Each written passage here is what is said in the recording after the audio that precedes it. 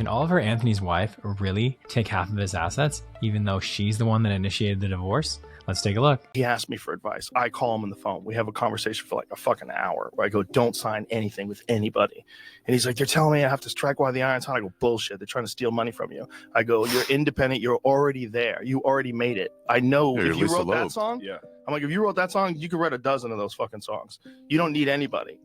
He's like, they're offering me $7 million. I go, no. They're offering to steal money from you for the rest of your life. That's what they're doing. I go, you don't need them. You have talent. So cut to, he starts making millions of dollars, doing arenas. The wife divorces him. She wants everything. She wants everything. Whoa. She wants more than half. She wants all the money that he's going to be making in the future because she was with him when he was broke. Every divorced dude on earth is going to be just fucking. The judge says 50-50, but the math don't seem right to a scorned woman. Woo. So what's going on with Oliver Anthony? Well, he lives in Virginia, and Virginia gives judges more power to split assets based on what's fair.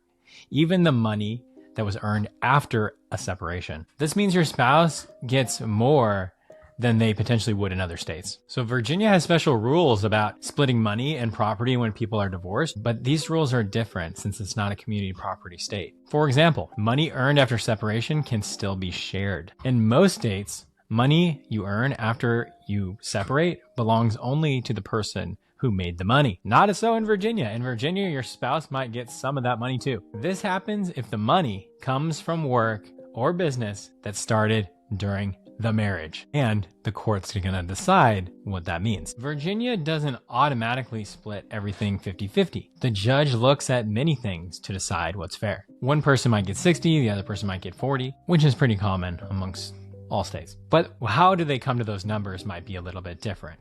For example, in Virginia, they might consider how long they were married, what each person did for the family during that time, who helped build the business or their career during that period.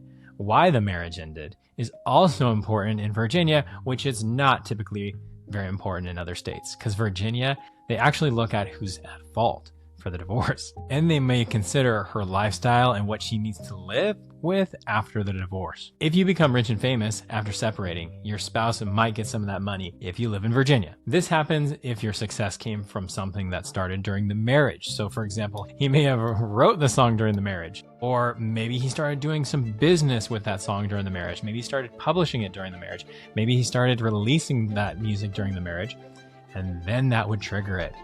So, moral of the story, wait till after your divorce to start any major business ventures if you live in Virginia.